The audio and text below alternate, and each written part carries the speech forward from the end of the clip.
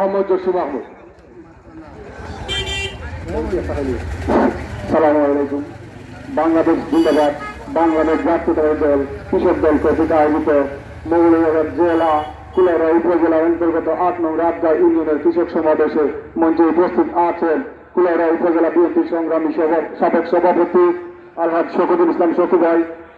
বিশেষ প্রধান বক্তা হিসেবে উপস্থিত আছেন কুলাউড়া উপজেলা বিএনপির সাবেক সাধারণ সম্পাদক জনাব শাফিউল আহমদ চৌধুরী সহ সবাই নাম বলে আমি সময় নষ্ট করতে চাই না। সুপ্রিয় উপস্থিতি, গণতন্ত্রের বক্তা শহীদ রাষ্ট্রপতি জিয়াউর রহমানের হাতে গড়া যে সংগঠন, সেই সংগঠন ছিল কৃষক দল। তার ধারাবাহিকতায় আজকে বিগত কিছুদিন যাবৎ কৃষক দলের কার্যক্রম অনেক দুর্বল ছিল বলে আমাদের আগামী রাষ্ট্রনায়ক জনাব তারেক রহমানের যে দিক নির্দেশনায় কৃষক দলের প্রত্যেকটা ইউনিয়ন পর্যায়ে 3 মাস ব্যাপী যে সমাবেশের আয়োজন করা হয়েছে, তার ধারাবাহিকতা আজকে রাজগা ইউনিয়নে যে কৃষক সমাবেশ হয়েছে, আমি আমার রাজগা ইউনিয়ন ছাত্র দলের পক্ষ থেকে সংগ্রামী শুভেচ্ছা বিপ্লব অভিনন্দন জানিয়ে আমি আমার শুভেচ্ছা বক্তব্য এখানে শেষ করলাম। বাংলাদেশ জিন্দাবাদ, বাংলাদেশ জাতীয়তাবাদী ছাত্র দল জিন্দাবাদ জিন্দাবাদ। সালামু আলাইকুম রহমতুল্লাহ।